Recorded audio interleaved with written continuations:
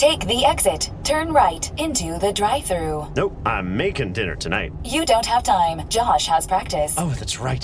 I'll just get a salad. And fries? No, just the salad. But salad cancels fries. Salad only. Fries. Salad. Fries. Food noise isn't fair, but Mochi Health is. The affordable GLP-1 source that puts you on the road to successful weight loss. Hey, can I get the... Fries. Salad. Sorry. Learn more at joinmochi.com. Mochi members have access to licensed physicians and nutritionists. Results may vary.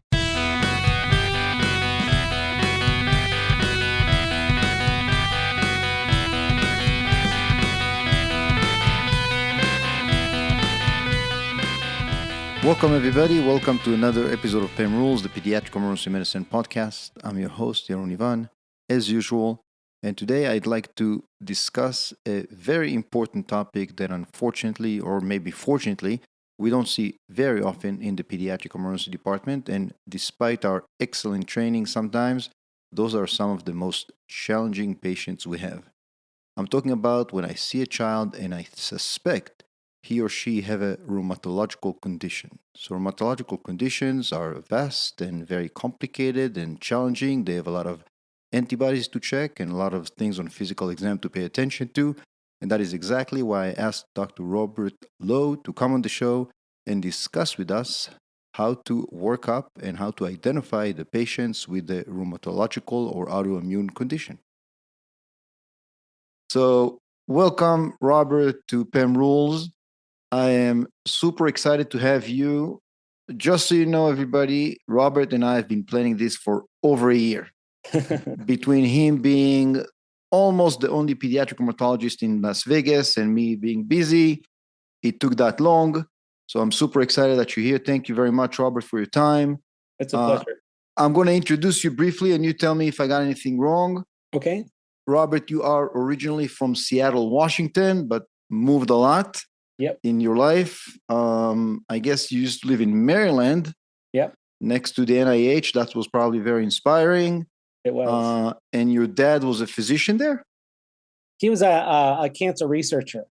Very nice. At the cancer institute. He was a division head of toxicology at NCI for a number of years. Wow. So you went to college in Philadelphia at the University of Pennsylvania, where you discovered you want to be a doctor or a scientist and you weren't sure. You ended up kind of doing both, went to medical school, got an MD PhD from the University of Washington. Right. And following this, you did your pediatric residency at Rainbow Babies and Children's Hospital in Cleveland, a hospital I know very well, and your fellowship at the same place. Is that right?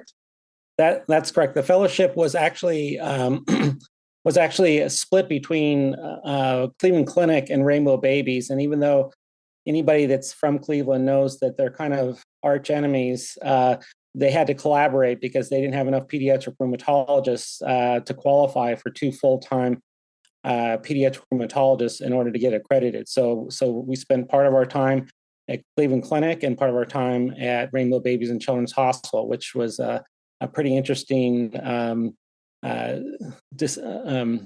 stark contrast between Cleveland Clinic medicine and being at I would say more of a community hospital.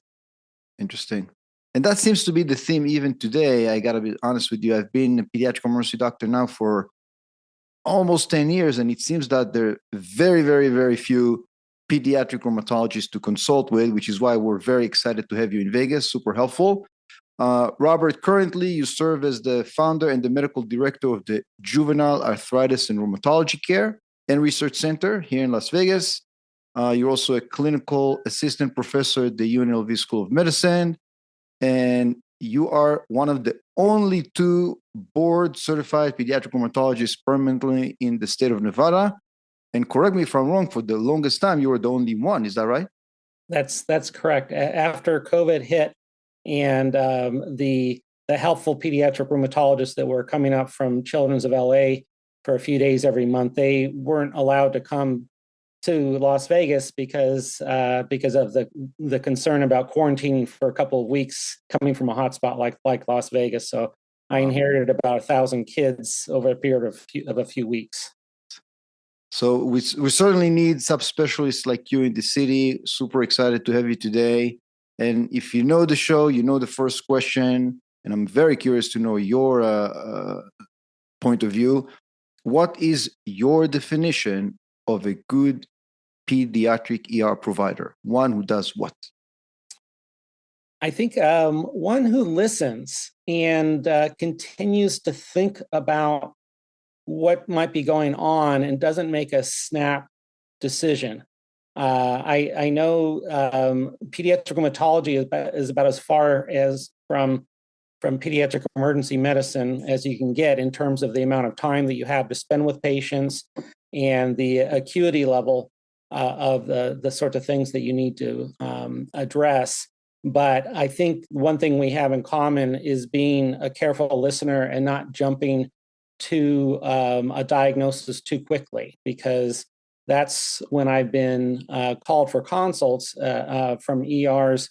It seems like the more experienced pediatric emergency medicine doctors aren't distracted by maybe a positive antibody test in the patient's past, or a grandparent who has rheumatoid arthritis or something like that. They really take in everything.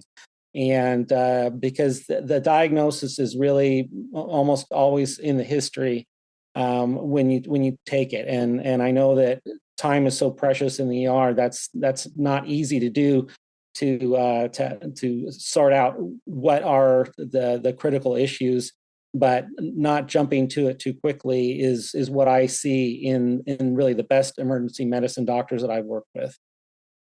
Very nice, and thank you for saying that. The pediatric emergency department, in most places where I've worked, is always busy. So certainly there's less time, but I certainly appreciate what you said. It's actually one of my PEM rules on the podcast. To be a good physician, you got to get a good story. Yep. I never discourage any of my residents and fellows to do a good physical exam, God forbid, but it's really almost always all in the HPI. Yep. So I certainly agree with that. I couldn't agree. And Robert, this doesn't happen very often. By far, pediatric conditions or rheumatological conditions, rather, I don't see that very much. Even in Pittsburgh, like a very big academic center, by all means, most of my patients have infectious diseases or trauma and otitis media, strep throat. Even oncological conditions are unfortunately more common, and the kids with rheumatological diseases are far and few in between. So it really doesn't happen very often that I suspect a patient of mine has a rheumatological disease. But let's say I do see someone, and this happened just a few weeks ago, when I see a child, previously healthy, and I have the concern for a rheumatological disorder. He has joint pain, maybe swelling, maybe tenderness to palpation, maybe even some more red flags like weight loss. My question to you is, what details would you need us to get in the H&P and the physical exam and the workup before we call you or before we send this patient to outpatient evaluation by you that will be most helpful? So I think that's an excellent question, and this is I always appreciate because it seems like most of the pediatric ER doctors that I work with here in Las Vegas actually get this right, and so I want to applaud them because, like I said, it's not easy, but certainly since there's two kind of broad categories of kids that have rheumatologic problems, about half of our ongoing patients have juvenile arthritis. And that is actually diagnosed because not based on any lab tests, certainly not an ANA test, and I'll go more into that later. But based on whether or not they have one or more joints that have been swollen continuously for 6 weeks or longer, that's not due directly to an injury or an infection, particularly in the joint. And it's as straightforward as that. And it can be hard because kids can come in looking pretty crummy and even refusing to walk. But I can tell you that most of the time I get called in situations like that. These are kids, they may actually have swelling and they don't look good. And they may or may not have a recent illness, but most of them have what we call reactive arthritis. And all that means is that they've had some sort of infection in the last few weeks, and their immune system has kind of rebounded. And while the infection wasn't in the joints, before their immune system gets things sorted out and calms down the inflammation after fighting the infection, it tends to irritate the joints. And the difference between a reactive arthritis and a diagnosis of JIA is that in reactive arthritis, the immune system does what it's supposed to do. It calms down the immune system, and within 6 weeks, the kid's better. And one thing that I think is particularly helpful in a situation like that is one characteristic of kids with reactive arthritis is that that there isn't any history for months and months of joint swelling. There might be of joint pain because kids get joint pain for all sorts of normal reasons that have nothing to do with autoimmune disease, like hypermobility or flat feet. But actually, they're remarkably responsive to NSAIDs. And most of the time, and this is true more often than with a lot of the other things that are in the textbooks for rheumatology, is you give these kids appropriate dosing of an NSAID. Toradol is probably overkill for these kids, but certainly naproxen. You get them on it just scheduled, and then overnight, and in the morning they're jumping around, and the nurses are wondering why they were admitted, because they look so much better. So that's not always true, but I'm continue to be surprised at how often that is true. That a kid who absolutely is refusing to walk, ortho's been called, there was consideration of trying to aspirate a joint, and if they say no, it doesn't look quite that bad, let's just watch them overnight. And then by morning, if they've been on an appropriate dosing of NSAIDs, it responds incredibly well. Whereas juvenile arthritis generally doesn't have an acute presentation like that. And because the swelling in juvenile arthritis, the pain comes from excessive swelling, and it's something that develops over, often weeks or months, not overnight. And that's one of the things about trying to identify kids with joint pain and determining, is this a kid that might have juvenile arthritis? Then there's the entire other group of pretty much all the others, like lupus and mostly the systemic autoimmune conditions. And for those things, what we're looking for is inappropriate, persistent immune activation. And even though the ESR is notoriously nonspecific, it is very good at sort of integrating a whole bunch of factors.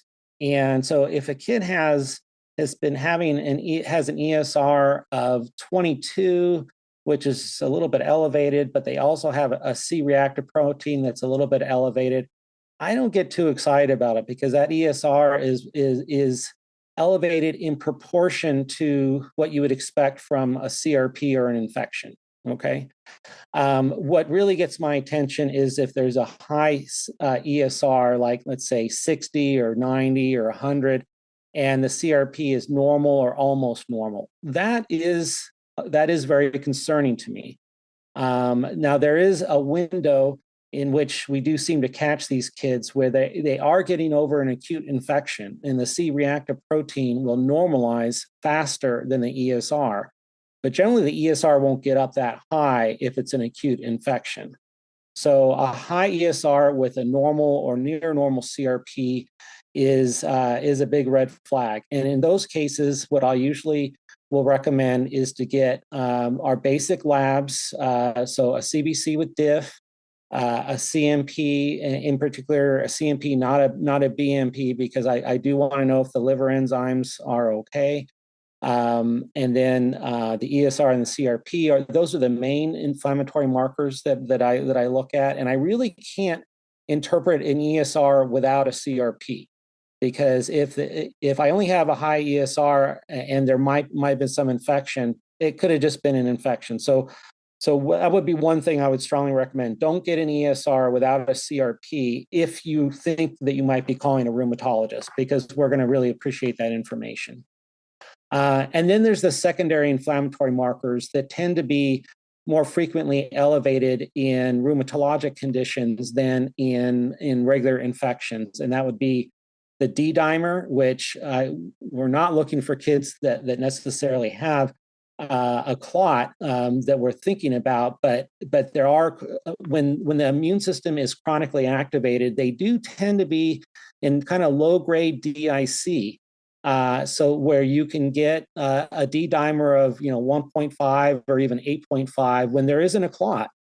But what's happening is with the immune activation, they are making small clots and breaking them down rapidly, which results in an elevated D dimer in the absence of a clot. Now, certainly if a kid has the typical symptoms of a clot, like chest pain, and we're worried about a pulmonary embolism or a DVT, that's separate, and but usually when I'm asking for a D dimer, I'm looking for evidence of an unusually activated, chronically activated immune system that is not getting itself under control.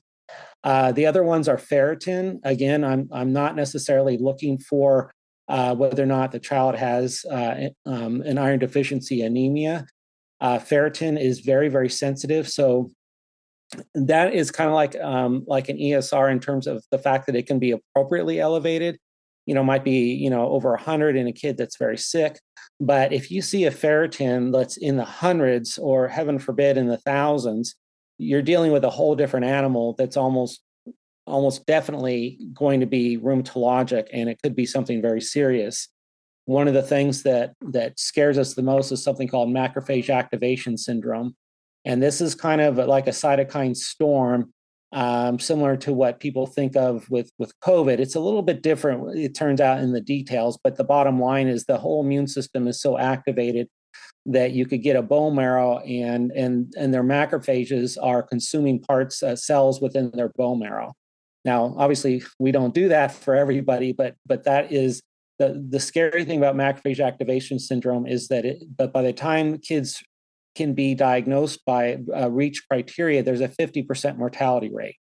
So, so if you ever see a screaming high ferritin, call me. I don't care for any reason, because unlike what a lot of people think of, HLH as in a condition, but macrophage activation syndrome is kind of like a secondary HLH, where it's not you've inherited the genes that cause hemophagocytic lymphohistiocytosis type reaction, but it can be caused by anything. It can be caused by systemic juvenile arthritis. It can be caused by lupus.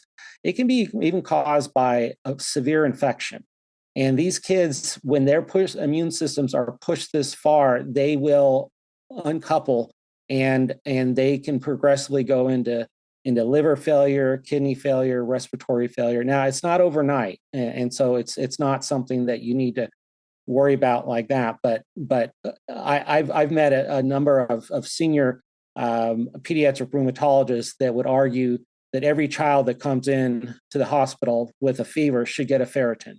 It's cheap, it's quick, and if it's only mildly elevated, then you've essentially ruled out the uncommon kid that might be there with early macrophage activation syndrome, in which case identifying it, treating it aggressively and quickly could mean the child's life.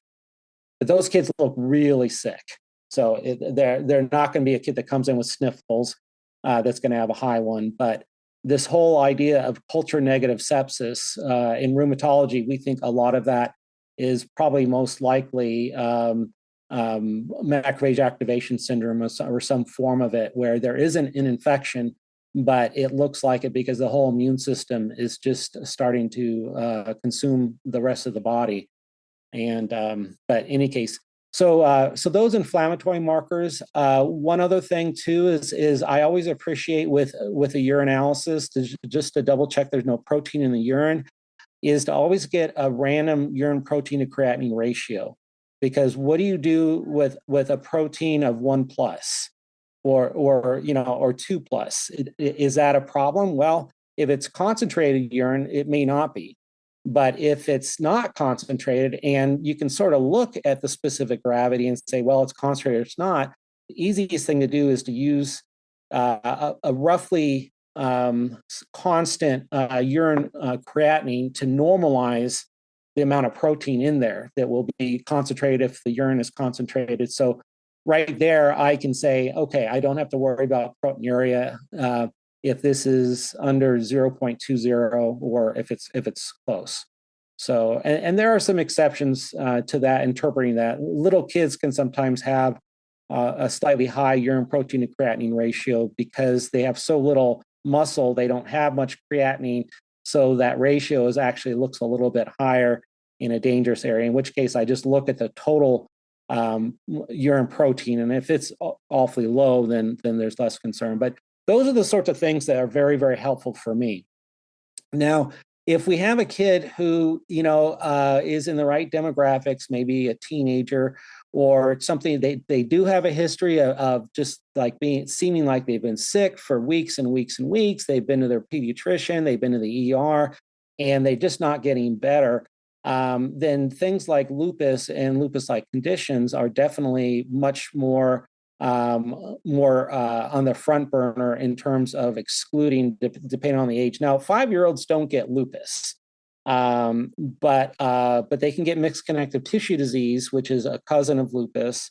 Sjogren's can show up in a lot of different ways. So the autoimmune panel, if it looks like one of these kids might have this, I would not get the ANA test, which everyone kind of is gasping at because that's the first test on these autoimmune panels. And that's why I recommend not checking that box of autoimmune profile, because it is going to give you a lot more misinformation that's going to scare parents. One of the worst things that can happen and it's usually not from the ERs, thankfully, it's from the primary care doctors. They order this autoimmune profile when they're like, well, this kid just keeps complaining of this, and I don't know, I can't tell what's going on. There was a grandparent with rheumatoid arthritis. I'll check this autoimmune panel box. And the problem is the very first test on it is this horrible test called the ANA, it stands for anti-nuclear antibody. And the problem is it's a 50 or 60-year-old test that is dated and is no longer useful, but is very good at causing emotional distress because the problem is it's positive in 20 to 30% of healthy kids. So if you look at how many of those kids really have lupus compared to how many are positive, you're looking at like 98% that are positive, that it's a false positive in terms of predicting lupus. It is not a lupus test at all.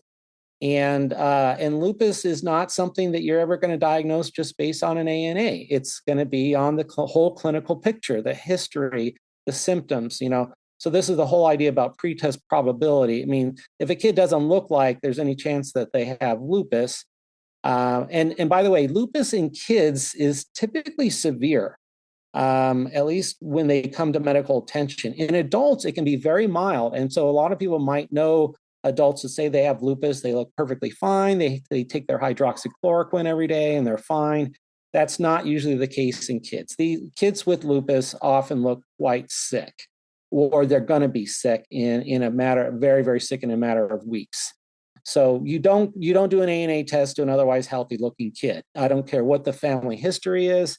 The genetics actually don't play a very big role in most autoimmune diseases. There's a few notable exceptions like ankylosing spondylitis, which most people probably haven't heard of. But psoriasis is genetically strong, but that's pretty obvious. And that doesn't usually put people at risk for really severe systemic autoimmune diseases, just psoriatic arthritis. And these periodic fever syndromes, which are strongly genetic. But the problem with that is that kids get sick frequently. They get a lot of colds. And in fact, it drives these parents crazy because they do have ER doctors and their primary care doctors telling them something that's 99% correct. And that's, hey, kids can get infections every month, especially the first year or two that they're either in daycare or in kindergarten or things like that. So the things for the periodic fever syndrome kids that are remarkable is how high their fevers are. Often it's 104, 105. Things that really cause people to gasp and wonder, does this child have meningitis or something really awful? And what's remarkable is how few symptoms they have. They don't look like they want to do anything. They just lay down and they don't want to eat. They usually don't end up in ERs because they will hydrate. They will drink fluids. So they don't often end up in ERs. If they're in the ERs, it's because it's the first few times it's happened to the family and they've been told your child has a high fever, you got to take them to the ER. The parents will stop taking them to the ER. In fact, even to the extent that people think they're being reckless, but they say, I know they've got a fever 105, but it's going to last for a few days. I'm just going to keep them comfortable. They're hydrated, but it doesn't matter if they get an antibiotic or not. We still need to take kids in, to get their throat swabbed because of the risk for strep throat and the consequent risk of rheumatic fever if it's not treated, because most kids will get over strep throat on their own without antibiotics. But that's how we've developed this kind of unique pattern of having kids swabbed, and 90% of sore throats are going to be viral, not strep. But it's because of that legacy of rheumatic fever, which we still very rarely get, but fortunately it's rare, and it's because we're all taught to take our kids in to get swabbed if they have a sore throat for a few days and they have a fever, maybe stomach ache. But in any case, I kind of diverged away from the helpful things that I should be telling the ER doctor because it's busy and they don't have all night for me to tell them about all the interesting things to look for in a patient with rheumatologic conditions. But so the specific antibodies in kids that where this has been going on, and like I said, the red flag here is repeated visits to the ER without an answer, repeated visits to the primary care doctor. And because these things can wax and wane. So I wouldn't get the whole panel. I would avoid the ANA test, but the specific antibody, and the reason why the ANA is so terrible is because it's positive if any one of 150 antibodies are positive. And for kids, there's about 5 out of those 150 that are actually helpful, but it's only helpful if they're strongly positive. So a borderline positive is not very helpful. And you really only know what's strongly positive if you look at thousands of these like I do. So it's okay to refer for a positive one of these. So the double-strand DNA antibody test most people are aware of, and the Smith antibody test, or SM. This is something that is very important not to order a smooth muscle antibody test, because I've had actually twice in the last month when I've asked for Smith antibodies, someone, the smooth muscle is SM, and that gets ordered, and that actually had false positive. And I had parents that were looking it up and thought their child was going to die of autoimmune liver disease when they were perfectly fine. Their liver was fine. The liver enzymes were fine. They didn't have any problems. So if you're going to order the Smith antibody, which is helpful if it's strongly positive for diagnosing lupus in kids, make sure it's Smith and not smooth muscle antibody. That's really, really important. One of the other important antibodies is the RNP antibody, ribonucleoprotein antibody. And that is one that is often high in kids with mixed connective tissue disease, which is a cousin of lupus that is more heavily involving joints like arthritis and myositis. So those kids can come in looking pretty crummy, swollen joints, pretty achy.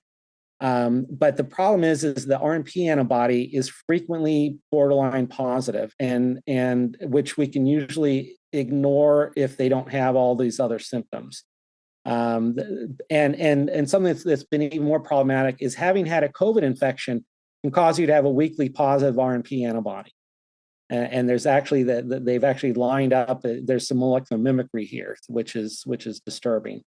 And then so besides the double-strand DNA antibody, the Smith antibody, the RNP antibody, the 2 Sjogren's antibodies, the SSA antibody and the SSB antibody. So those are the 5 that are really helpful. There's a whole lot of other ones. There's anti-chromatin, there's anti-SL70, there's lots of other ones. The problem is that those generally are not helpful for kids. And if they're positive, they're usually a false positive. And again, parents will worry about this because then they get referred to me for follow-up. But I have a 3-month waiting list. So for 3 months, they don't sleep at night. So that's why that's why getting an ANA test is not a good and particularly for the Las Vegas area, I'm on call 24 hours a day, 7 days a week, and any physician anywhere can call me anytime, day or night, and I would be very happy to talk to them about if they've got a kiddo that they're concerned about and they want to make sure that they order the most helpful antibody tests and make sure that they get follow-up with me in a timely manner if they sound sick, but not sick enough to be admitted. Robert, the more you speak, the happier I am that I brought you on the show, because I would say at least 50 to 75 of what you said, I honestly did not know. I think this was extremely helpful, what to do, what not to do. Right. And you really answered most of what I wanted to ask you. I'm going to ask you one more question. Thinking like a pediatric emergency doctor, I think of things simplistically.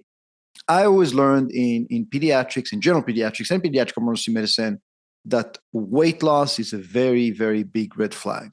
Yes. My question to you, how sensitive is weight loss in rheumatological conditions? In other words, if I see this child, somewhat concerning history and maybe even physical exam for rheumatological condition, but there's no weight loss and he or she look very well nourished, Right. how reassured should I be? Not always that reassured. I like you, when I hear about a lot of weight loss, like most people, the first thing we worry about is there a malignancy here that's been missed that has to be identified and diagnosed and treated without delay. But we do have that with kids with systemic JIA or lupus, that they'll lose weight, or dermatomyositis. They lose weight and they can look weak or in a lot of pain. But the problem is they can be early in the process. So often it only happens after it's been going on for a few months. And ideally, it becomes more obvious. We say these kids declare themselves when they lose weight on top of all, their unexplained fevers or rashes and our other symptoms. But I would say that the most reassuring thing about that hasn't been weight loss is that it's not as likely that they have some horrible malignancy that hasn't been picked up yet, and it also means that they probably don't have like inflammatory bowel disease, lupus, or one of these other things that have been going on for months and months, because it does usually cause a couple of months before they start to have a noticeable weight loss. So it's tough, but I wouldn't say that you can say that they don't have a systemic autoimmune condition, because for instance, kids with periodic fever syndromes, which just drive parents crazy. These are the ones where the kids are told that it's a virus, and you know what? 99% of the time that's correct, but those kids aren't going to lose weight. Most Sjogren's patients, for whatever reason, don't lose weight. So it really has a lot to do with the chronicity, how long it's been going on for, whether it's months and months, and whether or not it's getting more severe. So so weight loss can happen, but it always gets my attention. And sometimes my next thought is, how can I get this kid bone marrowed so that I can diagnose them with something I'm taking care of and treat them. In fact, that just happened a few days ago that I had a kiddo that had a 20-pound weight loss, and over the last year, which was kind of strange. You'd think that if he had cancer, he would have declared himself by then. But before I could start using steroids, because you can't use steroids in a kid that hasn't had a bone marrow biopsy yet, because you'll mess up the biopsy in terms of properly diagnosing, classifying their malignancy. I can't touch them with steroids, which is one of the first medicines I use in an acutely ill kid with an autoimmune condition, until the leukemia or lymphoma has been ruled out. Sure. I would say the weight loss is absolutely concerning, particularly if it doesn't look like a malignancy. I would say, it's probably very, very, very concerning for an autoimmune condition. We just don't have very many kids that are chronically infected, like with tuberculosis and things like that. So fortunately, we don't see something like that often. So But yeah, weight loss is always concerning, even to us, because it means something serious, whether it's rheumatologic or not. Yeah, I always, I try to keep in mind to always ask about it and teach my residents and the fellows to do the same. Robert, again, I cannot thank you enough for coming on the show. This was extremely helpful, not only because you're so knowledgeable, because this is not something we see very often. And even after good training in Pittsburgh, this is something that I think all PEM physicians can get more and more information about. So thank you very, very much for coming on the show. I know you know the drill. You Yep, get to choose the outro of your choice, and I guess you wanted to hear More Than a Feeling by Boston. Is that right? absolutely. I'm guessing you were a teenager in the 80s. Is that right? I was. There you go. That's like my wife. You like the same music. Absolutely. Um, I already found a tutorial online how to play it. It will be a pleasure to do. Thank you so much for coming on the show, and thank you so much for all the work you do for so many years in kids in Las Vegas. Thank you so much. Thank you. And I would like to say a shout out. Give me a call, okay? I give out my personal phone number to all physicians.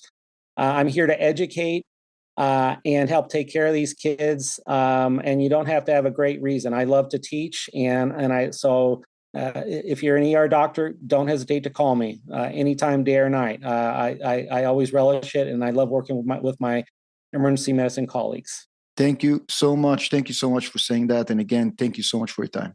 Thank you. And that is it for today, guys. Thank you very much, Robert, for coming on the show. And thank you for your excellent teaching on a very challenging topic. I hope all of us have learned from Robert's wisdom. Please check out the show notes with the summary of Robert's recommendations for labs you should obtain when you suspect rheumatological disease. Those can be very helpful. And again, thank you for supporting PEM Rules, and thank you for listening. Don't forget, I do have a Facebook page now with some educational materials, so please check it out and share with your trainees. And as usual, feel free to check out pemrules.com and contact me with any information you need, or maybe if you want to come on the show, or you want to be a guest and talk about anything PEM related. As always, thank you very much for your support. This is my attempt to try a song from the 80s, More Than a Feeling. Robert, hopefully I deliver. And thanks again for coming on the show, and thank you all for listening. Have a great day.